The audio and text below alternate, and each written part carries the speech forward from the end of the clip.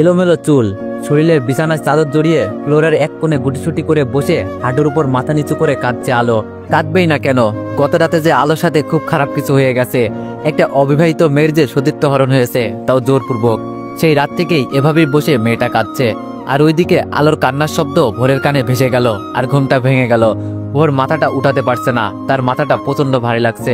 গতকাল রাতে সে পুরো ড্রাঙ্ক ছিল। তারপর কষ্ট করে উঠে বসলো, উঠে ভালোভাবে চারিদিকে চোখ বুলিয়ে নিল। তারপর চোখ আটকে গেল ফ্লোরে বসে কান্না করা আলোর দিকে। কিন্তু কিছু বুঝতে পারছে না মেয়েটাকে। যেহেতু আলোর মাথা নিচু করা আর শরীরে বেডশিট জড়ানো, তবুও জিজ্ঞেস করলো, কে কাঁদছে ওখানে? আবারও দুইবার বলল, কিন্তু কোনো সারা শব্দ না পাওয়াতে এবার উঠে আলোর সামনে গিয়ে ভোর বলল, কি হলো, কে আপনি? এবার আলো মাথাটা উঁচু করলো। সাথে সাথে ভোর জিজ্ঞেস করলো, কি ব্যাপার আলো, আপনি এখানে এভাবে বসে কাঁদছেন কেন? আলো নিশ্চুপ। ভোর বলল, কি হলো বলুন, কাঁদছেন কেন? আর আপনি আমার রুমে কেন? আলো এবার ভোরের দিকে করুণ দৃষ্টিতে তাকিয়ে রইল। ভোর বলল, কিছু তো বলুন। এবার আলো উঠে দাঁড়ালো আর চোখ দিয়ে ইশারা করলো আলোর পা থেকে মাথা অব্দি তাকানোর জন্য। ভোর তাকিয়ে দেখলো আলোর শরীরে একটা বেডশিট জড়ানো, এলোমেলো চুল। তারপর আলো ভোরকে আবারও ইঙ্গিত করে বোঝালো ভোর যেন মিররের সামনে যায়। ভোর 7-5 না ভেবে মিররের সামনে গিয়ে বড়সড় একটা ধাক্কা খায়। ভালো করে ঘুরে ফিরে নিজের বুক আর পিঠ দেখছে, সেখানে অজস্র নখের আঁচড়। এবার ভোর ধপাস করে বেডে বসে পড়ল। আর তখন দেখে পায়ের কাছে আলোর জামা আর ওড়না পড়ে আছে। একটু চোখ ঘোরাতেই দেখে একটু দূরে সালোয়ারটাও পড়ে আছে। এবার আর ভোরের বুঝতে বাকি নেই কেন আলো বেডশিট জড়িয়ে কান্না করছে আর কেন তার শরীরে এত নখের আঁচড়। চারিদিকে নীরবতা। হঠাৎই জানালার গ্লাস খোলার শব্দ পেল ভোর। পিছনে তাকিয়ে দেখে আলো জানালার উপর দাঁড়ানোর চেষ্টা করছে। যদি পায়ে একবার স্লিপ করে তো সোজা 24 তলার উপর থেকে নিচে পড়ে গিয়ে মৃত্যু নিশ্চিত। ভোর দৌড়ে আলোর পিছনে টান দিয়ে নিজের কোলে নিল। এরপর কোল থেকে নামিয়ে জিজ্ঞেস করলো, কি করতে গিয়েছিলেন ওখানে? আলো করুণ কণ্ঠে বলল, মরতে। ভোর বলল, কেন? আলো বলল, এছাড়া আমি আর কি করতে পারি? ভোর বলল, মরলেই কি সব সমাধান হয়ে যাবে? আলো বলল, হয়তো এটাই সমাধান, কারণ আমি যে মেয়ে। ভোর বলল, স্টপ দিস ননসেন্স। আলো বলল, এই মুখ এই সমাজে কি করে দেখাবো? আমার বাবার সামনে কি করে দাঁড়াবো? তার ফুলের মতো মেয়েটা যে বিয়ের আগেই নষ্ট হয়ে গেছে, কি করে সেই নষ্ট ফুলকে বাবা দেখবে? বাবা যে আমার মরেই যাবে। আপনি বিখ্যাত, ধনশীল, নামকরা সার্থক বিজনেসম্যান। আপনার টাকার নিচে আপনার সব অপরাধ চাপা পড়ে যাবে। সমাজে আপনার দিকে হাত তুলবে না, সবাই আলো মেয়েটার দিকেই হাত তুলবে। হয়তো বলেই বসবে মেয়েটা একটা প্রস্টিটিউট। এটা বলার সাথে সাথে ভোর সজোরে আলোর গালে একটা ঠাস করে থাপ্পড় বসিয়ে দেয়। আলো বসে কান্না করতে থাকে। চারিদিকে আবার নিস্তব্ধ হয়ে গেল। একটা গম্ভীর গম্ভীর ভাব আশ্রে দেয়ালে, যেন সব থমকে গেছে। নীরবে আলো কাঁদছে আর ওইদিকে আকাশ পানে তাকিয়ে ভোর ভাবছে। কি ভাবছে তা সে নিজেও জানে না। নীরবতা ভেঙে ভোর বলল, রেডি হয়ে নাও 10 মিনিটের মধ্যে। আলো গালে হাত দিয়ে ফুপিয়ে ফুপিয়ে কাঁদতে কাঁদতে বলল, কেন? ভোর বলল, আমি বলছি তাই, কোনো প্রশ্ন করো না। আলো আর কিছু না বলে পাশেই নিজের রুমে সেখানে চলে যায়। 10 মিনিট পর ভোর রেডি হয়ে আলোর রুমে নক দেয়। ওয়ানেক্সের সবচেয়ে বিশ্বস্ত বুকমেকার, যা পিএইচডি এবং সিরিয়া অ্যাপের অফিসিয়াল পার্টনার। 22 মার্চ থেকে ইন্ডিয়ান প্রিমিয়ার লিগ শুরু হতে চলেছে এবং এটি সবচেয়ে বড় সুযোগ আপনার প্রিয় দলকে সমর্থন করার। এই অ্যাপসে আপনি cricket, football, tennis live match দেখতে এবং তাদের স্কোর ভবিষ্যৎবাণী করে সহজেই অর্থ উপার্জন করতে পারবেন। সেই সাথে BMW গাড়ি, আইফোন, ল্যাপটপ এবং আরও অনেক নগদ পুরস্কার জেতারও সুযোগ রয়েছে। এই অ্যাপটিতে আপনি crash crystal, under and over 21 ইত্যাদি গেম খেলে সহজেই আয় করতে পারবেন।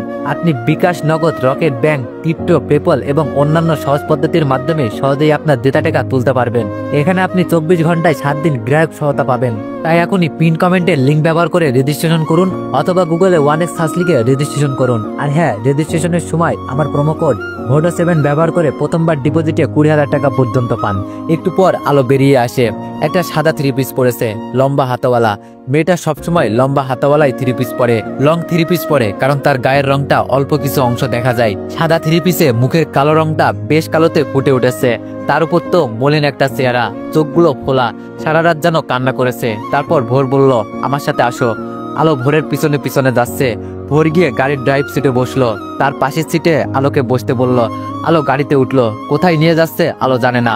ভোর গাড়ি ড্রাইভ করছে আর আলো বাইরে এক পলক তাকিয়ে আছে, নিস্তব্ধ সেই দৃষ্টি। ভোর মাঝে মাঝে তাকিয়ে দেখছে আলোকে, কিন্তু আলো তো সেই বাইরেই তাকানো। এর মধ্যে ওদের পরিচয়টা বলি। আলোর পুরো নাম আলো শাখাওয়াত। আলো ভোর চৌধুরীর বিয়ে। কি ভাবছেন, বিয়েরা তো সবসময় সুন্দরী হয়, তবে আলো কেন কালো? আসলে ভোরের কাছে যোগ্যতাটাই সব, সে গায়ের রং দেখে না। আলোর যোগ্যতা ছিল তাই এই পোস্টে জব পেয়েছে।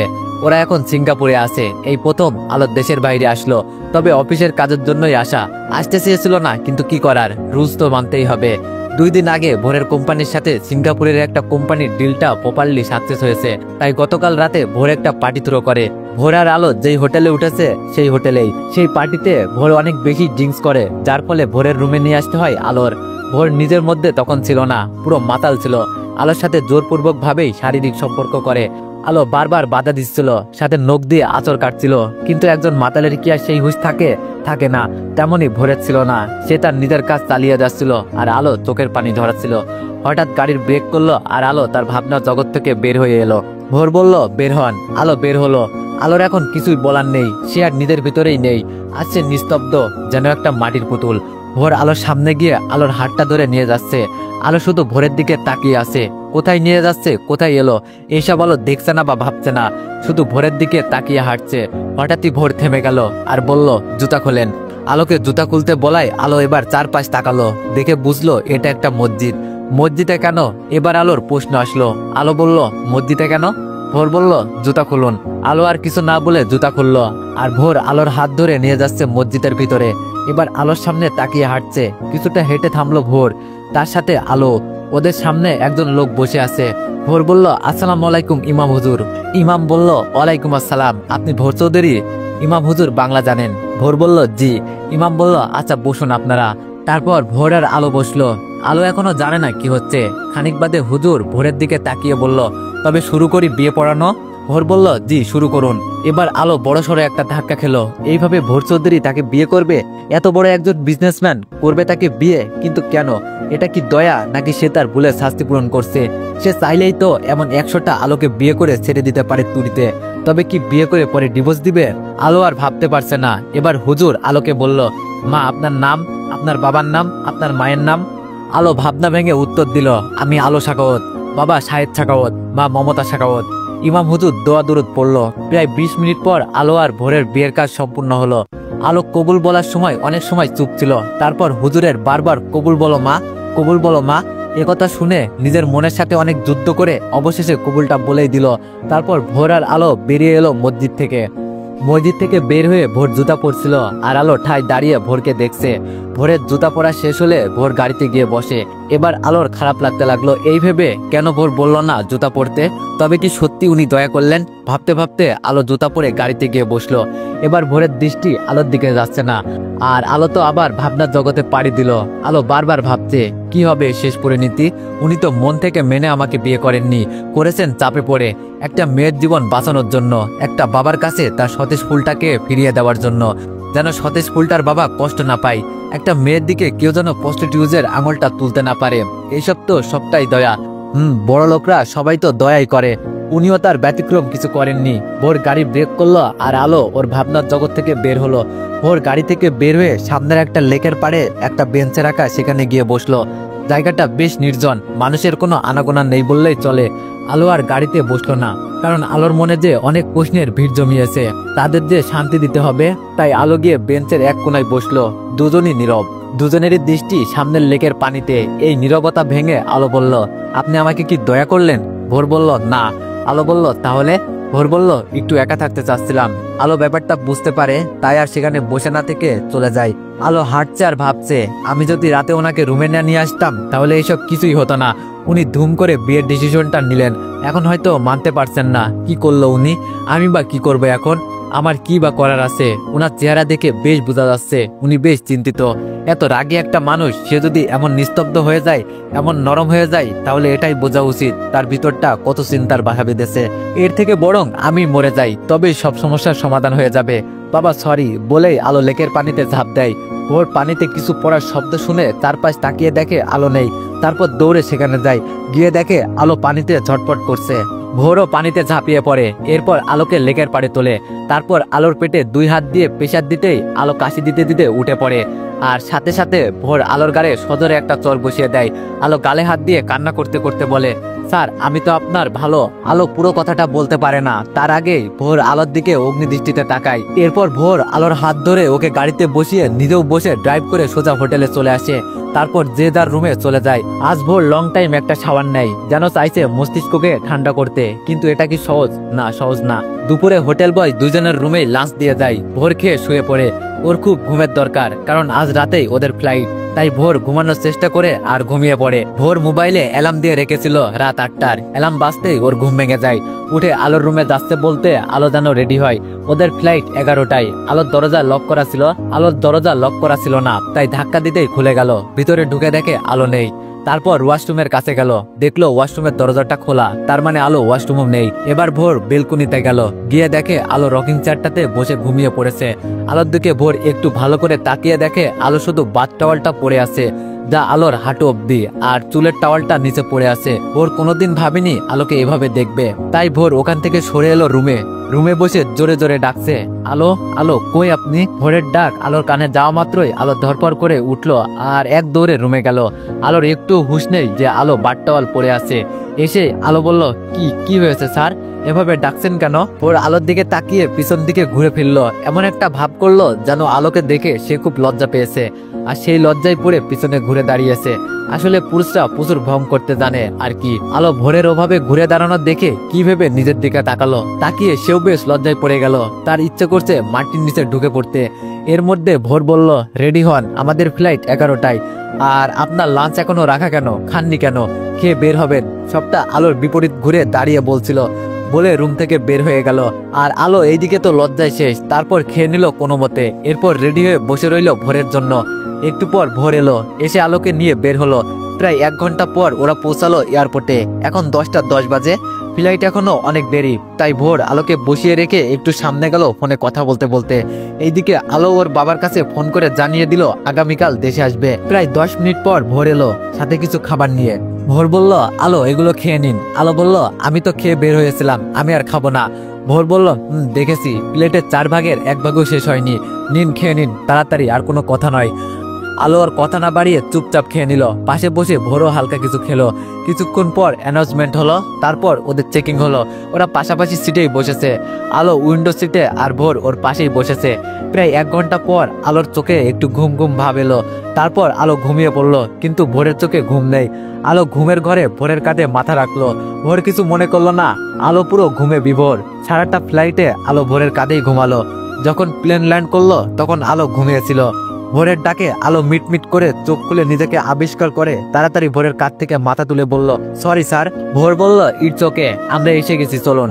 তারপর ওরা বাংলাদেশ এয়ারপোর্ট থেকে বাসায় যাওয়ার জন্য গাড়িতে উঠলো। আলো অবশ্য ভোরকে বলেছিল সে একা একাই বাসায় যেতে পারবে, কিন্তু ভোর বলল তার কিছু জরুরি কথা আছে, যেতে যেতে বলবে, তাই জন্য ভোরের গাড়িতে ওঠে।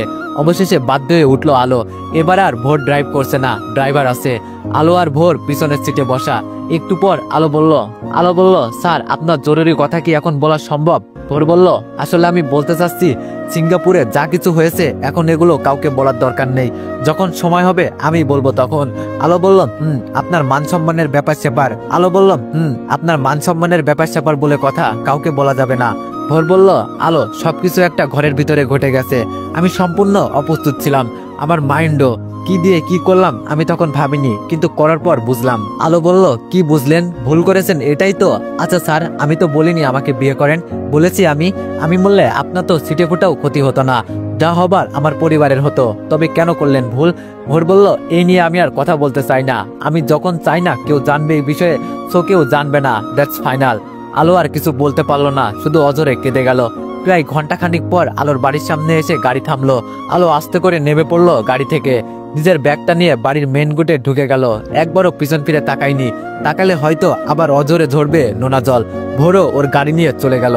আলো বাড়ির ভিতরে ঢুকে দেখে ওর বাবা দাঁড়িয়ে আছে। বাবাকে দেখে আলো দৌড়ে গিয়ে জড়িয়ে ধরে। বাবার বুকে এসে মেয়েটা কেঁদে দিল, হাউ হাউ করে কাঁদলো। সাহেব মানে আলোর বাবার কাছে আলোর কান্নাটা একটু অদ্ভুত লাগলো, তাই জিজ্ঞেস করলো, কিরে মা, তোর কি হয়েছে আমাকে বল। আলো হেসকি তুলতে তুলতে বলল, কিছু না বাবা। আলোর বাবা বলল, বাবার কাছে লুকাচ্ছিস? আলো আর বাবার দিকে করুণ দৃষ্টিতে তাকালো। আলোর বাবা বলল, আচ্ছা যা, পরে বলিস, এখন ফ্রেশ হয়ে খেয়ে নে। আলো বলল, আচ্ছা। আলো নিজের রুমে চলে গেল। এইদিকে ভোরও বাড়ি পৌঁছে গেল। ভোরের মা শাইলা চৌধুরী ভোরকে দেখে তো সেই খুশি। ভোরও মা বলে মাকে জড়িয়ে ধরলো। তারপর সোফাতে মায়ের কোলে শুয়ে প্রায় আধা ঘন্টা গল্প জুড়ে তারপর রুমে আসলো। ভোরের বাবা নেই, 2 বছর আগে ব্রেন স্ট্রোক করে মারা গেছেন মাহতাব চৌধুরী। সেই থেকে ভোরই সবকিছু দেখাশোনা করে। আলো রাতে শুয়েছিল, এমন সময় ওর বাবা এলো রুমে। এসে মেয়ের মাথার কাছে এসে মেয়েকে ডাকলো। কিরে মা, ঘুমাসনি? আলো পাশ ঘুরে দেখে তার বাবা বসে আছে। আলো কিছু না বলে আস্তে মাথাটা তার বাবার কোলে রাখে। আলোর বাবাও মেয়ের মাথায় বিলি কেটে দিচ্ছে। আলোর বাবা বলল, কি হয়েছে আমার মেয়েটার, এত ভীষণ দেখাচ্ছে কেন? আলো বলল, বাবা তোমাকে অনেক কিছু বলার আছে। আলোর বাবা বলল, হ্যাঁ তো বল, আমিও শুনতে চাই। এরপর আলো একটা দীর্ঘশ্বাস ছেড়ে সব বলতে শুরু করলো বাবার কোলে শুয়ে শুয়ে। মাত্রই ভোর রাতের খাবার খেয়ে ঘুমাতে যাবে, তাই ওর ব্যাগ থেকে ওর জিনিসপত্র বের করছে। এমন সময় ভোরের চোখ আটকে গেল ব্যাগের ভিতরে, কারণ সেখানে রয়েছে আলোর সেই ওড়নাটা, যেটা আলো সেদিন পার্টিতে পড়েছিল। ওড়নাটা ভোর হাতে নিল, এরপর খুললো, দেখে একটা জায়গায় ছিঁড়ে গেছে। ভোর ওড়নাটা ভাগ করে আলমারিতে রেখে দিল, এই ভেবে যে কাল ফেরত দিবে। এর মধ্যে ভোরের মা ওর রুমে এসে দেখে ফেলে তার ছেলে একটা ছেঁড়া ওড়না ভাঁজ করে আলমারিতে রাখছে। তখন ছাইলা চৌধুরী বলল, কি ব্যাপার, আমার ছেলের কাছে একটা ওড়না, তাও ছেঁড়া, সেটা আবার যত্ন সহকারে আলমারিতে রাখা হচ্ছে, কাহিনী কি? কে মেয়েটা? ভোর বলল, কোনো কাহিনী না মা, ওটা আমার একজন অফিসের স্টাফের, কাল দিয়ে দিব, ভুলে আমার ব্যাগে চলে আসছে, বুঝলে? ভোরের মা বলল, বুঝলাম, আমার যা বোঝার বুঝলাম, ডিয়ার সন। ভোর বলল, মা এবার কিন্তু আমি রেগে যাচ্ছি। ভোরের মা বলল, রাখতে হবে না, এখন ঘুমিয়ে পড়, কাল অফিস আছে, গুড নাইট। ভোরের কপালে একটা চুমু দিয়ে ভোরের মা চলে গেল, আর ভোরও ঘুমিয়ে পড়লো। আলো সব কথা শুনে আলোর বাবা বলল, কাঁদিস না মা, জন্ম মৃত্যু বিয়ে রিজিক সবই আল্লাহর হাতে, তোর কপালে হয়তো এভাবেই লেখা ছিল বিয়েটা, এখন তোর ভেঙে পড়লে চলবে না। মনে রাখিস মা, স্বামীর অধিকার আদায় করে নিতে হবে যে কোনো ভাবেই। তুই আমার মেয়ে, তুই পারবি ওই ভোর চৌধুরীর মনে জায়গা করে নিতে, তোকে পারতেই হবে। এখন ঘুমিয়ে পড়, আমি যাচ্ছি। আলো চোখ মুছে ওর বাবার শেষ কথাটা চিন্তা করতে করতে ঘুমিয়ে গেল। আজ আলো হালকা পিঙ্ক কালারের একটা থ্রি পিস পরেছে। কালোদের হালকা পিঙ্ক কালার খারাপ লাগে না, ভালোই লাগে। আর আলোর চেহারাতে তো একটা মায়া আছেই, কখনো কোনো অর্নামেন্টস মেয়েটি পরে না। ওই যে একটা গান আছে না, নাকে নেই ফুল, কানে নেই দুল, গলাতে নেই কোনো হার। তো এভরিওয়ান, পরের লাইনটা কি বলে যাবেন, ভুলে গেছি। এমনই ব্যাপারটা, আলোরও নাকে কানে গলায় কোনো অর্নামেন্টস নেই, তবুও মেয়েটাকে একেবারে খারাপ দেখায় না। বাবার সাথে নাস্তা করে আলো অফিসের উদ্দেশ্যে বের হয়। এইদিকে অফিসে যেতে আসতো কোনো অনুভূতি ছিল না, আজ এক অন্যরকম অনুভূতি কাজ করছে আলোর ভিতরে। কেমন একটা চাপা কষ্ট আজ আলোর ভিতরটা কুড়ে কুড়ে খাচ্ছে। এইসব মাথায় নিয়ে অবশেষে আলো পৌঁছালো অফিসে। অফিসে গিয়ে সবার সাথে কুশল বিনিময় করে নিজের ডেস্কে এসে বসলো। তারপর নিজের ব্যাগটা রেখে ভোরের কেবিনে ঢুকলো। ভোর এখনো অফিসে আসেনি। প্রতিদিনই ভোরের আগেই আলো অফিসে আসে আর এসে দেখে সবকিছু ঠিকঠাক আছে কিনা। ভোর যে পান থেকে চুন খসলে অফিস মাথায় তুলে চিল্লিয়ে, আর আলো তো সেই রকম গোছল একটা মেয়ে। এই পর্যন্ত আলোর কোনো ভুল খুঁজে পায়নি ভোর। আলো ভোরের কেবিনটা গুছিয়ে প্রয়োজনীয় সব ফাইলপত্র রেখে নিজের ডেস্কে চলে গেল। 20 মিনিট পরেই ভোর অফিসে ঢুকলো। সবাই ভোরকে কংগ্রেস করলো ডিলটা সাকসেস হওয়ার জন্য। আর মীরা এসে তো ভোরকে জড়িয়েই ধরলো। মীরা ভোরের অফিসের স্টাফ, আবার ভোরের ক্লাসমেটও ছিল। ভোরকে মীরা পছন্দ করে, দুইজন দুজনকে তুমি করেই বলে, যেহেতু তারা ক্লাসমেট ছিল। ভোরের সাথে মীরাও ভোরের ডেস্কে যায়। মীরা বলল, ভোর তুমি কিন্তু সিঙ্গাপুর যেয়ে একটু শুকিয়ে গেছো। ভোর বলল, কি বলো, মা তো কিছুই বললো না, তবে কিন্তু যেতে পারতে আমাদের সাথে। মীরা বলল, যেতে তো চেয়েছিলাম, বাট হঠাৎই অসুস্থ হয়ে পড়লাম। ভোর বলল, ওকে, মন খারাপ করো না, পরের বার যাবে। মীরা বলল, আচ্ছা। ও তুমি তো আজ আমাকে দেখলেই না, আমি যে নিউ ড্রেস পরেছি। ভোর বলল, ও খেয়াল করিনি। নাইস, তোমাকে কিন্তু এই 3/4 স্কার্টে ভালোই লাগে। আর সব থেকে বড় কথা, তুমি অনেক স্মার্ট এই অফিসের সব মেয়ে থেকে। মীরা বলল, হ্যাঁ, সব মেয়েগুলো আমার কাছে অ্যাডভাইস নেয়, শুধু একজন ছাড়া। ভোর বলল, কে? মীরা বলল, কি আবার, তোমার পিয়ে আলো। তুমি আমাকে তোমার পিয়ের পোস্টার দিলেই পারতা। ভোর বলল, বুঝলাম, ওকে, অনেক গল্প করেছি, এখন তবে কাজ শুরু করি। মীরা বলল, ওকে, সি ইউ লেটার, বাই। ভোর বলল, বাই। তো এভরিওয়ান, এই গল্পের নেক্সট পার্ট চাইলে বেশি বেশি কমেন্ট করো। আর কালকের গল্পটা চেঞ্জ করতে হয়েছে, তোমরা অনেকেই বলতাছো যে গল্পটি 18+ হয়ে যাচ্ছে। তো তোমাদের রিকোয়েস্টে কালকের গল্পটি চেঞ্জ করে নতুন একটি গল্প শুরু করলাম। তো আশা করি এই গল্পটা তোমাদের অনেক ভালো লাগবে, আর আশা করি তোমরা সবাই একটু সাপোর্ট করবা। ধন্যবাদ।